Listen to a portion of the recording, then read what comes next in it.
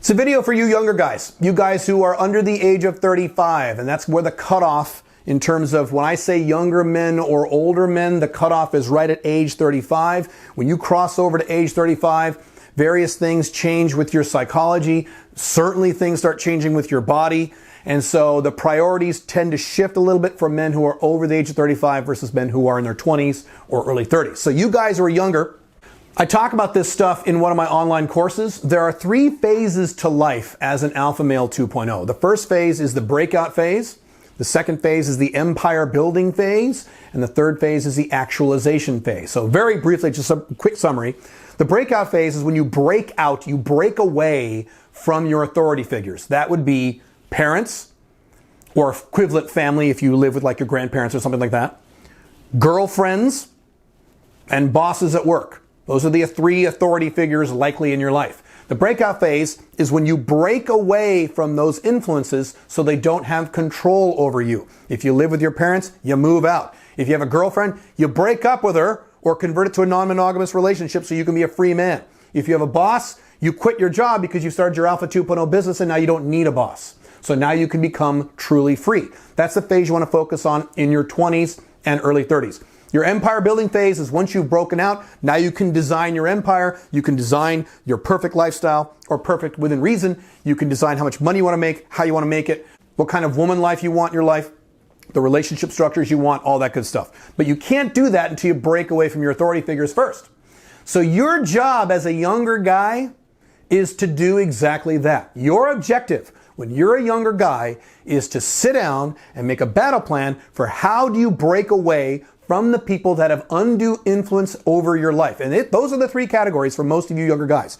Parents or parental equivalents, girlfriend, talk about that in a second, and a boss at work. Those 3 people, you need to break away from those people so you can live your own life. Breaking away from your parents, easy, move out. Fucking move out. Now, it's hard to move out. The economies are bad. It's expensive here. I've talked about that a lot at my blogs.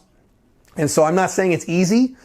It's difficult, but I can tell you for a fact that I moved out when I was 18 years old in the middle of a recession, and it was very hard. I'll be honest with you. It was very, very hard financially. I was late on my bills. I was stressed all the time.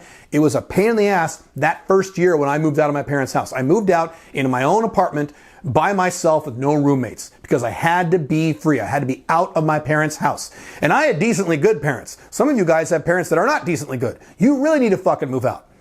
Point is that stress and that pain that I felt when I was moved out that first year was worth it. It was worth it because I could wake up every morning and do whatever the hell I wanted to do without my mommy or daddy telling me what to do or putting restrictions on what I could do.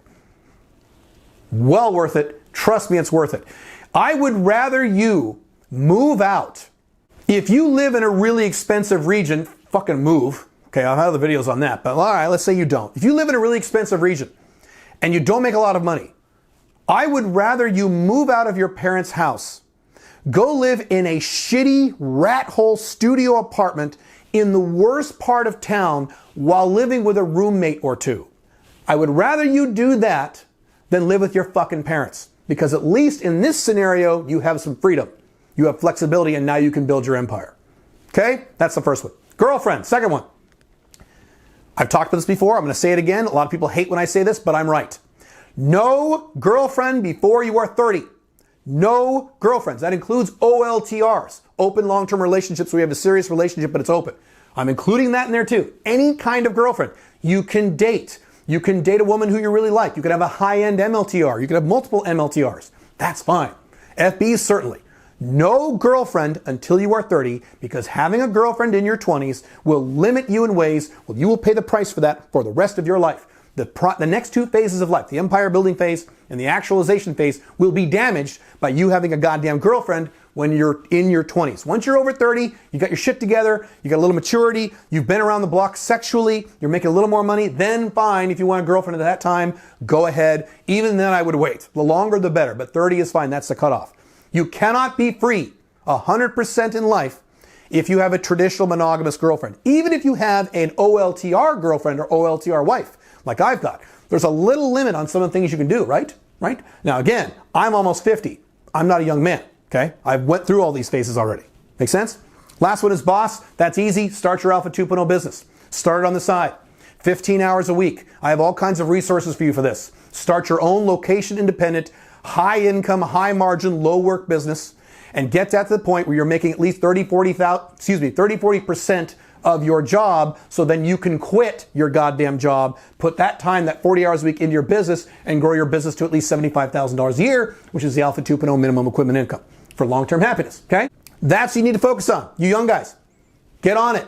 Don't wait. The 20s, your 20s is one of the most important times of your life. And you can leverage what you do in your 20s to benefit or harm your 30s, 40s, 50s, 60s, and 70s. And I'm not kidding about that. I'm serious. And I would know because I did a lot of good things in my 20s and I made one or two big mistakes in my 20s. And I paid the price for those mistakes and I really benefit on the good things I did. You want nothing but good things in your 20s. Breakout phase. Do it.